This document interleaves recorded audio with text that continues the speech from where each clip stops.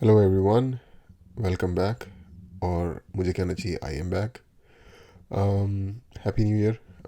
नया साल स्टार्ट हो गया है आज। अपनी कुछ मसरूफियात की वजह से मैं कोई अपलोड्स नहीं कर पा रहा था। कमेंट्स के भी जवाब नहीं दे पा रहा था क्योंकि फ्रैंकली कुछ चीज़ों में बिजी था मैं, जिस वजह से काफ़ी टाइम नहीं मिल पा रहा था। अब कोशिश रही कि शायद एक कंटिन्यूस एंगेजमेंट रहे इस चैनल पे।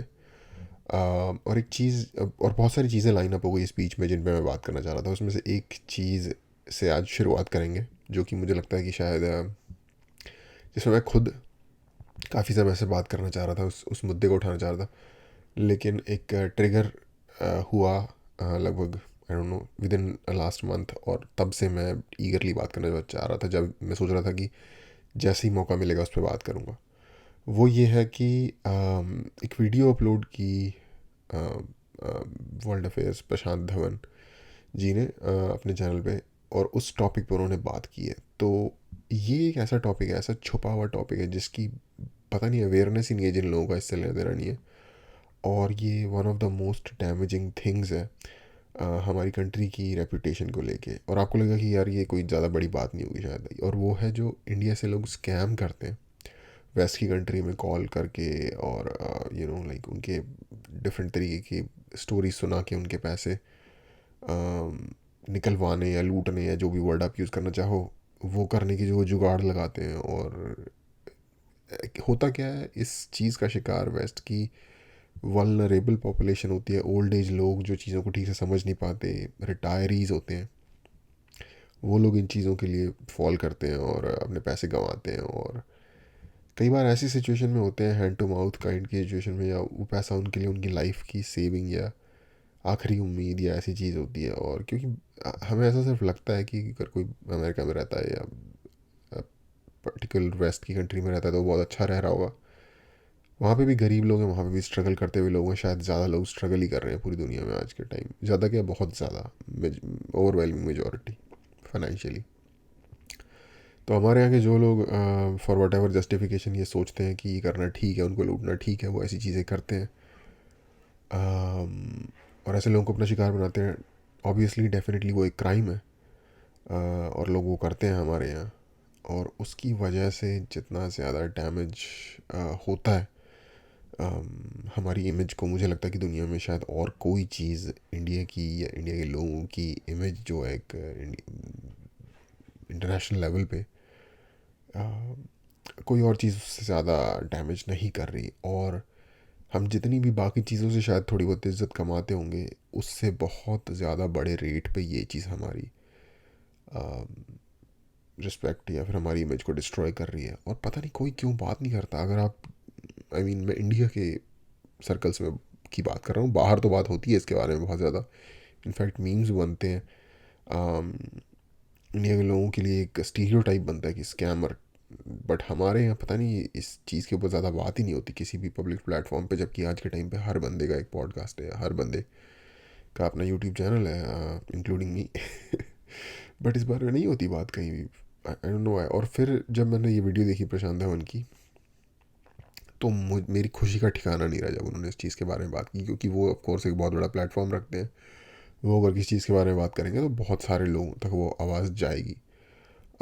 और उसी पे फिर मैंने फर्दर एक क्या कहते हैं उसे, स्प्रिंग बोर्ड को लेके और उस पर बात करने का डिसीजन लिया। और देखते हैं वीडियो, और देखते हैं कि वो क्या बात कर रहे हैं इस बारे में specifically. Hello and I welcome you all to world affairs. मैं हूं प्रशांत धवन। नाउ ये एक ऐसा टॉपिक है जिस पर मैं बहुत लंबे समय से वीडियो बनाना चाहता था, मगर कभी मौका मिला नहीं। बट मैं भी इस पर बहुत लंबे समय से बात करना चाहता था। और यहाँ लिखा है $20 मिलियन स्टोलन फ्रॉम अमेरिकन। सिर्फ $20 मिलियन। सिर्फ 20 मिलियन। $20 मिलियन इंटरनेशनल लेवल पे कोई इतनी बड़ी रकम नहीं होती। सिर्फ $20 मिलियन की वजह से हमारी इमेज को शायद बिलियंस ऑफ डॉलर्स का नुकसान हुआ होगा, या उससे भी ज़्यादा का। आज के समय ये टॉपिक वापस न्यूज में आ चुका है।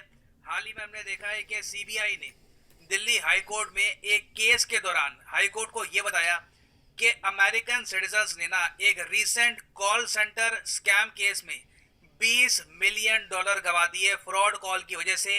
और इससे भारत की जो रेपुटेशन है ये लोअर हुई है, इसको डैमेज पहुंचा है। और मैं आप सबसे एक क्वेश्चन पूछूं ना कि आप लोगों की दिल की इच्छा क्या है कि इंडिया को दुनिया में लोग कैसे देखें? तो आप में से बहुत कम लोग कहेंगे कि इंडिया को ऐसे देखना चाहिए जैसे हाँ, इंडिया को डेफिनेटली हम लोग किसी चोर या मक्कार कंट्री की तरह तो नहीं देखना चाहेंगे। कोई भी पागल से पागल इंसान भी ये नहीं सोचेगा, लेकिन वही इमेज बन रही है इस चीज़ के की वजह से। दुनिया देखती है, रशिया को या फिर चाइना को। हम सब चाहते हैं कि भारत को दुनिया में प्यार सम्मान से देखा जाए, दुनिया रिस्पेक्ट करे इंडिया की एंशिएंट विजडम की, इंडिया के कंट्रीब्यूशन की, और हम लोग मानवता की भलाई में अपना कंट्रीब्यूशन दें। और जब भी हम देखते हैं कि इंडिया से रिलेटेड जो कोई नेगेटिव न्यूज आती है जिससे इंडिया की इमेज खराब होती है, डेफिनेटली हमारे दिल को दुख लगता है, क्योंकि हम सब लोग चाहते हैं कि हमारे देश की जो रेपुटेशन है ना, ये स्ट्रांग बनी रहे। मगर मैं आपको ये बता रहा हूँ, ये जो कॉल सेंटर स्कैम वाला इशू है ना, ये भारत की रेपुटेशन को इतना नुकसान पहुंचा रहा है कि शायद हम इंडियंस खुद अपने देश में इमेजिन भी नहीं कर सकते। अब यहाँ पर आप कहोगे यस, यहाँ पे बात ही नहीं हो रही इस टॉपिक पे, कोई अवेयर ही नहीं है। इंडिया के अंदर लोग अवेयर ही नहीं है इसके जिस लेवल का इससे डैमेज हो रहा है, और जिस लेवल का इससे एक इमेज फॉर्मिंग हो रही है बाहर। इंडिया और यूएस इतना दूर है, डिस्टेंस इतना ज्यादा है, तो इंडियंस वहां पर अमेरिकन नागरिकों को मिलियंस ऑफ डॉलर्स का चूना कैसे लगाते हैं, इनको स्कैम कैसे करते हैं। देखो मैं आपको ये बता दूं कि यूएसए में ना बहुत बड़ी आबादी है आज के समय जो सीनियर सिटीजन्स की बनी है। ठीक है, कई लोग हैं जो रिटायर कर चुके हैं, 60 70 80 साल के हैं।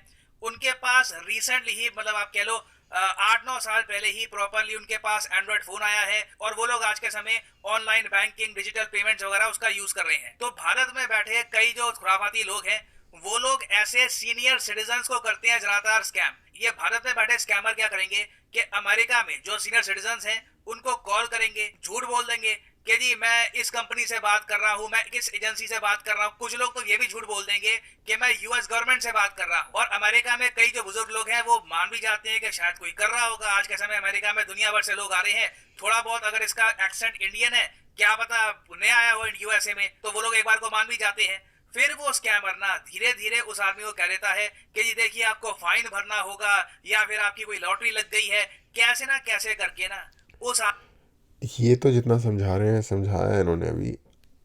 आप यूट्यूब पे जाके इंडियन स्कैमर कॉल्स ये सर्च करना।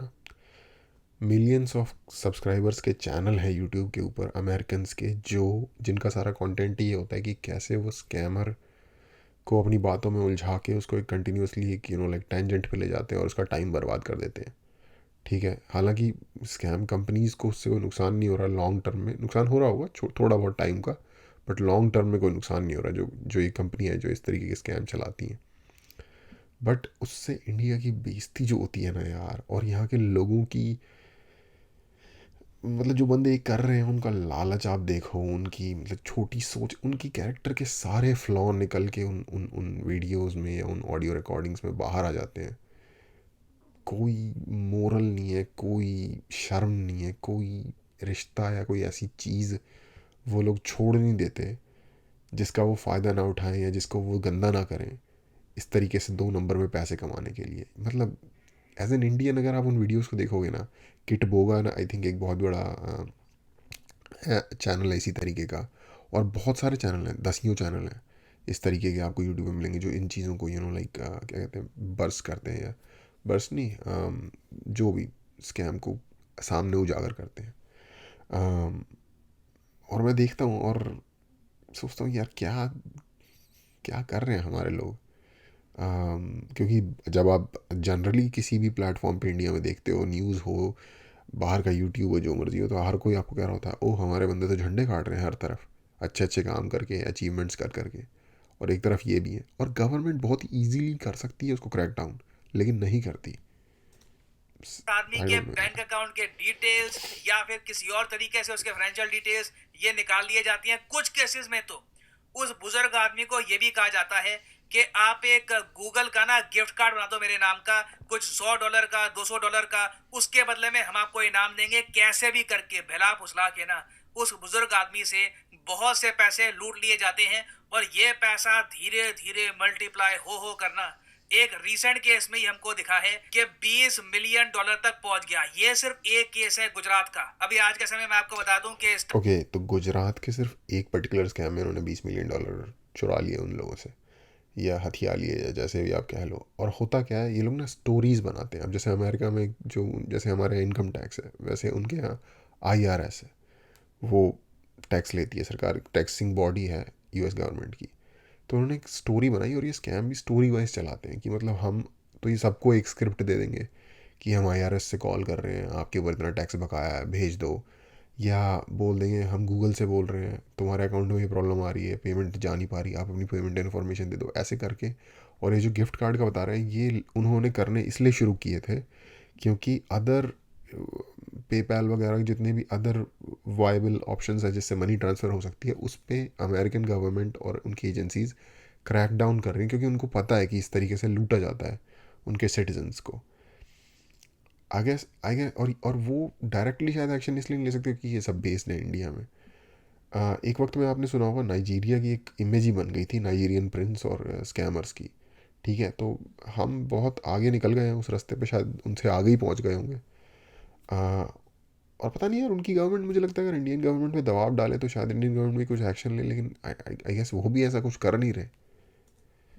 टाइप के स्कैम कॉल सेंटर भारत के विभिन्न राज्यों में खुल चुके हैं, चाहे गुजरात, कैलकटा हरियाणा, में बहुत इवन है, वेस्ट बंगाल देख लो आप। Waste waste Bengal. बंगाल में कोलकाता कहा जाता है कि इंडिया का न्यूएस्ट और बिगेस्ट स्कैम जोन बन चुका है। और अगर आप सोच रहे हैं कि अमेरिकन ये सब नोटिस नहीं करते, तो मैं आपको बता दूं अमेरिकन तंग आ चुके हैं इसको लेकर। कई लोग तो क्या करते हैं कि वहाँ की जनता जो है ना, वहाँ की जनता बहुत तंग आ रखी है। सरकार पता नहीं वहाँ की अभी तक उन्होंने कोई डंडा क्यों नहीं किया इसमें। उठाते हैं जैसे ही इनको लगता है ना कि जो आदमी बोल रहा है उसकी एक्सेंट थोड़ी सी इंडियन है, उसी वक्त फोन काट देते हैं, चाहे वो स्कैमर हो या ना हो। और आप कभी यूट्यूब पे जाना यप। और यूट्यूब पे ना सर्च करना इंडियन कॉल स्कैमर, आप देख के हैरान हो जाओगे, इतनी सारी वीडियोस बनती है इस पर। और इन पर व्यूज देखिएगा, फॉर एग्जांपल यहाँ पे आप देख पाओगे 55 मिलियन। कोई बहुत बड़ा कोई पॉप आर्टिस्ट हो, कोई सिंगर हो, उसके उसके गानों गाने पे पे आते आते हैं हैं इतने 55 व्यूज। मिलियन। और कई चैनल आपको मिलेंगे आज के समय यूट्यूब पर जिनका काम ही है इस टॉपिक पर वीडियो बनाना। फॉर एग्जांपल ये देख लो, स्कैमर पेबैक करके चैनल है, 4 मिलियन सब्सक्राइबर्स हैं। हर वीडियो इनकी इसी टॉपिक पर होती है कि जी इंडियन कॉल सेंटर स्कैमर जो है, और हर बार इंडियन ही होता है। देखो मैं अगेन कहूंगा कि इसमें आप सर्च करोगे ना, बड़ा कम आपको मिलेगा किसी और कंट्री का स्कैमर, रेयरली मिलेगा अफ्रीका का स्कैमर। ज्यादातर स्कैमर जो है ना, ये इंडिया से ही आ रहे हैं। अब आप बताइए, आप सोच कर देखिए कितना ज्यादा खराब नाम यहाँ पे कमाया जा रहा है भारत के लिए। हमारी रेपुटेशन किस तरीके से हिट हो रही है। एक बार को ना इसरो कोई सैटेलाइट लॉन्च करता है, या फिर इंडियन मिलिट्री कुछ करती है, या फिर DRDO कुछ कारनामा करके दिखाता है, या फिर किसी इंडियन साइंटिस्ट ने कुछ किया, अगर वो न्यूज पहुंचती है ना। अच्छा, ये चैनल्स देखो, CNN इनसाइडर बड़ा चैनल है, मिलियंस ऑफ सब्सक्राइबर का चैनल है।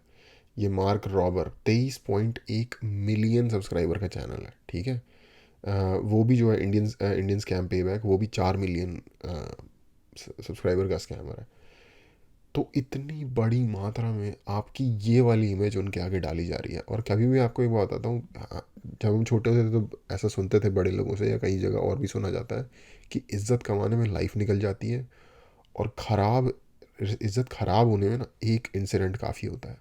तो आप ये सोच लो, ये जो सारी चीज़ें हो रही है ना, इसरो कर रहा हो जो मर्ज़ी, इंडियन मिलिट्री जो मर्ज़ी कर रही हो, एज हमारे लोग वहाँ जाके बड़ा नाम कमा रहे हो, जो मर्ज़ी कर रहे हो, उस सब से ज़्यादा जितनी इज़्ज़त आपने कमाई, उससे बहुत ज़्यादा बेइज्जती इस तरीके की चीज़ों को देख के आपने कमा ली। क्योंकि इज़्ज़त तो आपको पूरी ज़िंदगी मेहनत करनी पड़ेगी इज़्ज़त मेंटेन करने के लिए।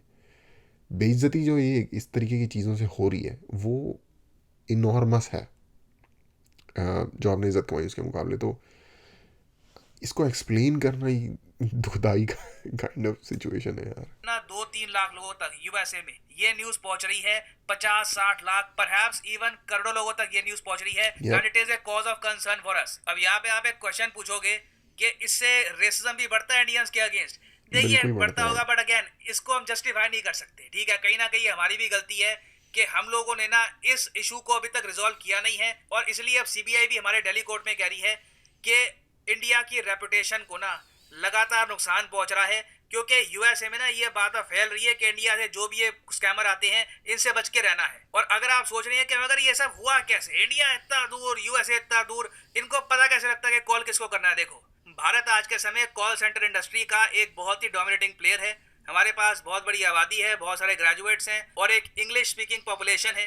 तो यूएसए में और इवन यूरोप में बहुत सारी कंपनियां हैं, उन्होंने अपने कॉल सेंटर ओपन कर रखे हैं इंडिया में। ज्यादातर ये कॉल सेंटर होते हैं कस्टमर केयर के। डेटा तो मान लो खरीद जी लेते किसी ने होंगे। एक वैक्यूम क्लीनर या फिर टीवी परचेज किया यूएसए में, टीवी चल नहीं रहा, तो फोन करता है कस्टमर केयर में।